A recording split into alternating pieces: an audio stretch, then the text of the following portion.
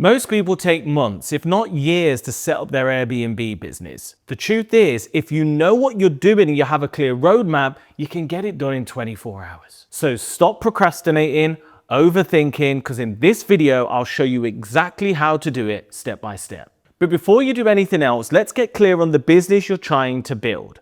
There are two key options. The first is rent to rent, and this is how I got started. It's where you lease somebody else's property, you rent it on Airbnb for a profit, and the profit you get to keep, even though you don't own the property. The second is good old buy to SA. In other words, you buy the property, or you might already own the property, and you run it as serviced accommodation, okay? So you can maximize the income, you pay all the expenses, and just like any other buy-to-let, the profit is also yours to keep. Just like Karen, okay? She had underperforming buy-to-let properties that were maybe making £200 a month. We 10x the income through leveraging them as Airbnbs. And then actually, she got her sons involved and they now have a 7-figure rent-to-service accommodation business as well. So for me personally, my first taste of property was a buy-to-let. I put all the money I had into one property, I got a mortgage, it was great, but the problem was I got stuck because I didn't have enough money to scale. And that's where I found rent to rent, where I realized, hang on a minute, I've just spent 45 grand on this one. I could spend maybe 5 or 6 grand on this one and just control it, not own it, and get the same result. If you want to know exactly how I got started, so you can too, go ahead and download my setup checklist below. So step 1 is understand the different Airbnb models, pick one and get started. Most people think that choosing the model is the hard part, but it isn't. The biggest mistake is building an Airbnb business in an area where Airbnb doesn't work. So next, I'm going to show you how to avoid wasting months chasing a market that was never going to make you money. And I remember, okay, it's probably one of my worst deals ever. On paper, the area looked perfect. It was a bigger city, more guest magnets, loads of opportunity and stuff, and the property was absolutely banging. So I ran in there, but unfortunately, I missed certain cues. And because I didn't know the area, because I really didn't understand the rates or the demand or the target guests that were going to be coming into that area, I fell flat on my face, okay? I had to give the property back. It's not. Many times I've had to do that and unfortunately walk away at a loss. So before you register a company or start scrolling through Rightmove, you need to know whether Airbnb actually works in your chosen area. Look at the occupancy rates, which is just a percentage of how full your serviced accommodation is. 100% means you're packed every night, 50% means half, 30% means, mate, you need to get out of there because it ain't a good deal. Most importantly, understand who's actually staying there. Are there contractors, business travelers, tourism?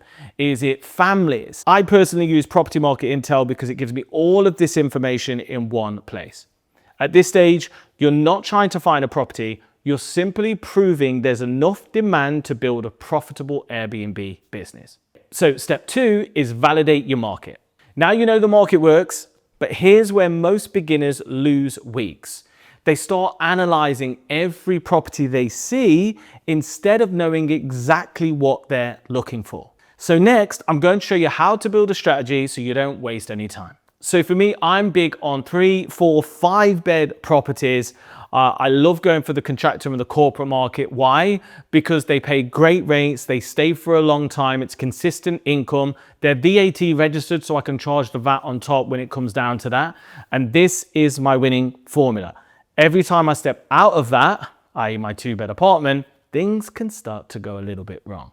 Now it's time to get specific. Decide who your ideal guest is, what type of property they need, which areas fit that guest, what nightly rate you're aiming for, and what minimum monthly profit makes the deal worth doing. The more specific you are and the more you know the numbers, okay, the easier sourcing becomes. So step 3 is build your strategy. You've now got a strategy, but here's the problem. Landlords and agents don't care what's in your notebook. They care whether your business looks credible. So next, I'm going to show you how to build a business that people actually want to work with. Take Charlie, all right? When I met Charlie, She was desperately trying to get something off the ground in property. She spent loads of money on property education, but unfortunately, because she'd not committed to the setup and building a credible business, okay, a limited company with the branding and the website and the positioning with one single offer, okay, she wasn't getting any property, she wasn't getting any joy. We jumped on, within a few days, we got all of this stuff sorted, and what do you know, within 4 weeks, first set of keys, £8,000 worth of bookings before the Airbnb even went live, and now she's ready to fly into deal number 2 and 3. So if you want to know what I shared with Charlie, go ahead and just download the checklist below. Most people think finding the property is the hardest part. It isn't. The hardest part is getting everything right once you've found one. But before you start approaching landlords, there's one mistake that can stop businesses before they even start. Now, a common one is you see people using the wrong contracts for rent-to-rent Airbnb. It's a super bad idea. I've spent a lot of money in mine and perfecting them. So the first thing is you've got to use the correct contracts with all the right break clause, termination clause, and permitting you to use the property as an Airbnb.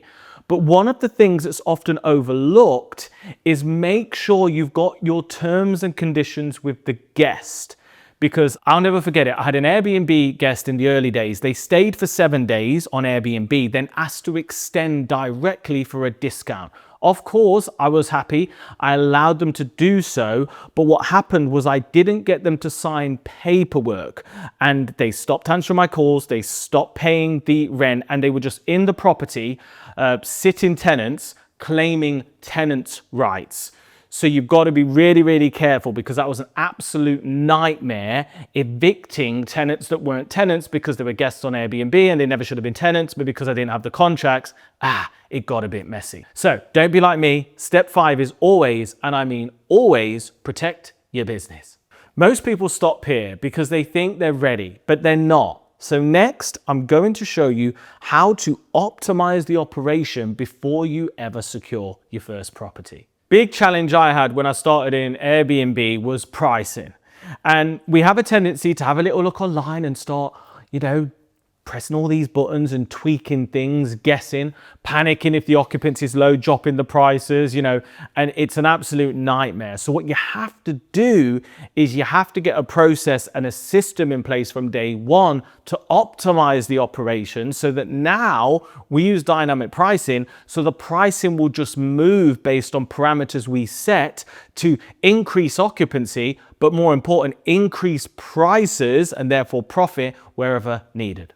Now, I'll never forget it. When I first started on Airbnb, I actually didn't know about instant book. And instant book means that they can book and just turn up like a normal hotel. So there's me. I didn't even know I was live yet. I was in my bed, relaxing. It's probably, 11:30 at night.